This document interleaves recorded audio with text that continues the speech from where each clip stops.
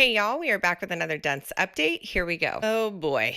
Let's start with what has everyone on the internet in an uproar. On a recent Sevan podcast, he had Greg Glassman on it, who was the founder of CrossFit. So Greg Glassman was on with Sevan, as he typically is. It's weekly, sometimes every other week, but they're really good friends. They have a very long history together, and they just usually sit down in a live and talk about all the hot topics. The thing he spends the most time at Boston University is protecting Thomas Seyfried from pharma interests embedded in the other faculty at the university. And they start talking about this year's CrossFit Games. Now, the basic rundown is Greg Glassman says in here that if he had still owned CrossFit and been running CrossFit when the tragedy happened at the Games, that when he drowned, I would have shut the Games down for 5 years in his honor. Imagine the WFP didn't exist. It was just the Games like it always has been. And there's Rogue and Wodapalooza and Dubai. If someone had said, hey guys, like this is really tragic. Here's how we want to honor him. We want to pause the Games for the next 5 years in his honor, and we'll just have a celebration each year where we honor him. Come on. Do you really think that the athletes would be okay with that? Oh, you know what, Greg? That is a great idea. Let's cancel the Games. We don't want to be the fittest on earth for the next 5 years. Everybody will understand. Sponsors won't mind. It'll be totally fine. Absolutely not. They would have lost their minds. They would have been so upset. They would have had to go and try to create something else to replace it, which nothing can replace crowning the fittest on earth. Okay? Let's just get that straight right now. But that's how I took it. That's how I took what he said. Craig Richey, however, did not take it that way. It's disgusting. He found it as a complete and utter disgusting disrespect for Lazar. He even goes on to state that anyone considering sponsoring or being in partnership with Greg should rethink. And I hope going forward, anyone that tries to work alongside or sponsor his thing sees this video, kind of knows the character. That is cancel culture. No matter how you want to spin it, no matter what you want to say in the comment section to kind of like backtrack what you said and your overly emotional and dramatic response, that is cancel culture. You stating on your platform that sponsors should think twice about being in a partnership with a man that created the methodology that arguably has saved hundreds of thousands of lives and improved even more lives and will continue to do that you think people shouldn't partner with him? What was so bad with his character? Because I remember when Greg sold the company, they put some absurd amount, like $15-20 million in an escrow account, just in case any of those people who claim to have been sexually harassed by Greg and his team were to come back and sue. And do you know how many people sued him? Zero. Not a one stepped forward. Is the character you're speaking of just hearsay? Did you know Greg personally? Did this happen to you? Sevan goes live after he watches this video to respond to that. What's his name is called Lazar Dukic. Excuse me, Craig. If you knew Lazar, you would know his name is Jukic. And he would tell people, hey, you say it like Jew Kitchen. What's his name is called Lazar Dukic. To be honest, until about a few years ago, I didn't really know who Craig Richey was. I want to say he came on my radar somewhere around 2021, 2022. I think just because I saw him in a behind the scenes at the Games, or maybe it was one of the documentaries. I don't even remember, to be honest. Is he a Games athlete? Is he a coach of an athlete? Is he employed by CrossFit? Is he on seminar staff? I didn't know. But according to a 2022 Men's Health magazine article, Craig Richey is a man of many talents. The CrossFit YouTuber, clothing entrepreneur, trusted content creator for the GOATs of the sport of fitness, and now himself a British weightlifting champion. Okay. And I do remember him with a camera at Wodapalooza 2022. I was there. We'll come back to that. So let's just say he's a fanboy. He's a man with a camera who really liked CrossFit and somehow got in the right space and people liked him and they were willing to talk to him in his videos. I'm sure he has a much more extensive backstory than that. Now he is considered a major influencer within the CrossFit space. And out of curiosity, Craig, what have you done? What have you done for the Jukic family? Because after the tragedy, the Sevan podcast went live and raised over $100,000 in donations. What did you do? I'm going to call bullshit on your calling bullshit. Now, another thing everyone is up in arms with is CrossFit Games Safety Advisory Board. Meet the members of the CrossFit Games Safety Advisory Board. The mission of the Safety Advisory Board is to help CrossFit maximize our continued commitment to safety by expanding and improving the protocols that are the core to how we run our competitions and support our athletes. Isn't this what y'all asked for? Isn't this what y'all wanted? But you don't want it now? Nothing will suffice. Nothing will make you happy. You just want to be vengeful and hateful, and we just need somebody to be burned at the stakes. So a very credible and reputable and credentialed safety board's not good enough for you. The comment section, you guys. I've spent a great deal of time looking into a lot of the people in the comment sections, and they are not in our community. They are not a part of our community. They are not CrossFitters. They are not your fans. They aren't buying tier shoes, and I will continue to point these people out and roast the shit out of them in my videos. Now, CrossFit didn't list all of their credentials in this post. They were just introducing these people to you. If you wanted to read more about them, you could go to the CrossFit website and you would find the information. Trevor Gentry, the PFAA is toast. Some people did not like that comment. Miss Sarah Quinn Taylor, we're literally seeing the creation of this board because of the work the PFAA and the solidarity and collective power of the athletes. This move reinforces the continued relevance of and importance of the voices in the PFAA. Sarah Quinn Taylor, you've never done the CrossFit Open. I've looked. And the theme of all of the people on woke side, the less logical, commonsensical side. You can find a lot of this on their profiles. That didn't age well. Moving on. Andrew Hiller approves. Everyone talking about Rich, but Katie. Dope. Excellent choice. Excellent choice. D. Clark 90.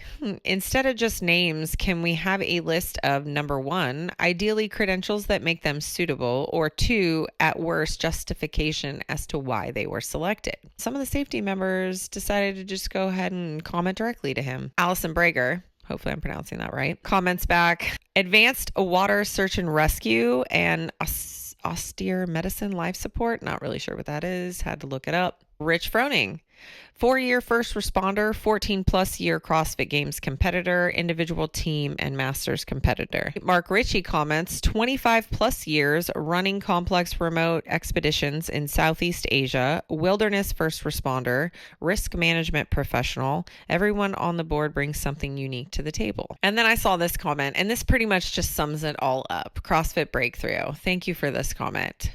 The critic, or the mob, doesn't simply want change and progress, otherwise this would please them. They want vengeance, tar, and feather. Great work, CrossFit. The keyboard, man, it just empowers people. They're just people who know a person who might know a person who knows a person that does CrossFit, or they read an article, or they saw something on the national news that's caught their attention, so then they went and followed CrossFit Games, or they went and followed Luca or somebody else, and now they're trying to follow the story just because they like the drama of it. And it's another place where they can insert a comment for their invisible voices to be heard. They literally just wanted Dave Castro fired, and I don't care if they say that's not what they wanted. That is 100% what they wanted. They can't see past their grief to admit that, and they won't. They're going to continue on this path of destruction, self-destruction, I could argue, until that thing fails and they all come crawling back. You know, I was thinking about something the other day, and with Wodapalooza coming up, it kind of reminded me of a situation. You know, besides Rogue Invitational, Wodapalooza is being put really high up on this pedestal as one of the most prestigious and elite level competitions that any aspiring games athlete or professional athlete, professional functional fitness athlete should attend and would want to go to. But I did attend Wodapalooza in 2022. A really close family friend of mine was competing on an elite level female team. When I walked around Wodapalooza that year, it was It was crazy. It was such a crazy and unique environment. Yeah, there were, half naked people running around in sports bras and booty shorts and all the vendors, and it's outside and the beach and the sand is right there and music is pumping and there's different stadiums. But it wasn't all CrossFitters. Miami is a mecca of bro sesh and gym rats and muscle men who are jacked to the gills, and their chicks are bikini models and fitness influencers. But aside from the locals, it's CrossFitters. People that participated in Wodapalooza, from beginner, intermediate, scaled, RX, teams, individual, masters all the way up to 60 plus division. Something like 3,000 athletes sign up for Wodapalooza each year because of all the divisions that they offer. 2 teams from gyms that are right around the corner from us went to Wodapalooza that year. I saw them at the airport and I was like, oh, hey, yeah, we're going to compete in intermediate. Okay, cool. I mean, if I wanted to get 30th place at a competition, I would just probably do that at home. But after going to Wodapalooza, I see the appeal. It's an experience within itself. It's fun. The location is very unique. It's like a rave for CrossFitters. The year I was there, it was not spectator friendly. We traveled all the way there to see a family member compete at the highest elite level on a team, and we couldn't even get into the stands for one of her events because it was just so chaotic. I do remember seeing Craig Richey walking around with his camera. A journey team. Starting off this morning with the row, swim, run event. Damn, this is like, for British people, this looks like Wimbledon. But before we get to that, this is Wodapalooza's mission statement: to serve the community by providing a platform to challenge individuals to perform and grow. Through inclusivity, positivity, creativity, we create impactful experiences that produce joy and unity by way of diversity and elicit feelings of accomplishment and celebration. It's a word salad: inclusivity, positivity, creativity, experiences that produce joy and unity. Feck. Let's just compare this mission statement. The NFL, football operations. Our mission is to ensure that football remains the greatest game. That seems like a good mission. Major League Baseball. Major League Baseball's mission statement on their website says, Major League Baseball strives to provide the premier form of athletic entertainment in a manner that is fun, socially responsible, while strengthening and enhancing the communities in which we operate. Sport, competition, fierce, I want to win, cutthroat. When it's you and me on the floor, I'm the only thing that matters. I'm coming after you. Not this produce joy and unity to elicit feelings. Stop. Let's talk about that row swim run event that year. One of the standout things about Wodapalooza every single year, up until, of course, this year now, is you had to swim in the ocean. That was an event. Everybody knew it was happening. Now, not only do the elites have to swim, but every single division aside from adaptive had to get in that ocean water. Beginner, scaled, intermediate, masters, teenagers, everyone. And if you look back at the feed from some of those events, you get a very clear picture of how much this event prepared for the safety of those. Let's just say, take out the adaptive. 2,000 athletes entered the water that Saturday. I went back and looked at the feed. 40 air runners on Bayfront Park. And if you have 40 teams of 3, do the math. So at any given moment, they had that many people in the water. And according to the workout, everyone had to swim. Every athlete on the team. There were 4 kayakers that I could count. Kayakers. They are wedged in a single person kayak. Do you know how difficult it is to get out of that if they had to go rescue somebody? All of these boats behind are driving by because you're right near a bridge.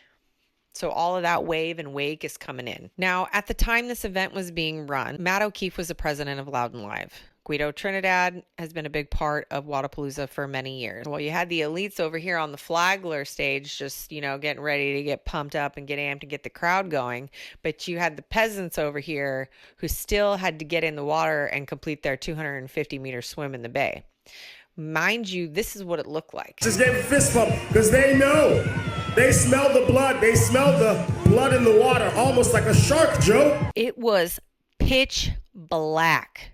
You couldn't see an eyeball or some bright ass white teeth out on the water. And they decided it was a good idea, dark as shit. And there's word that there were no lifeguards for anyone.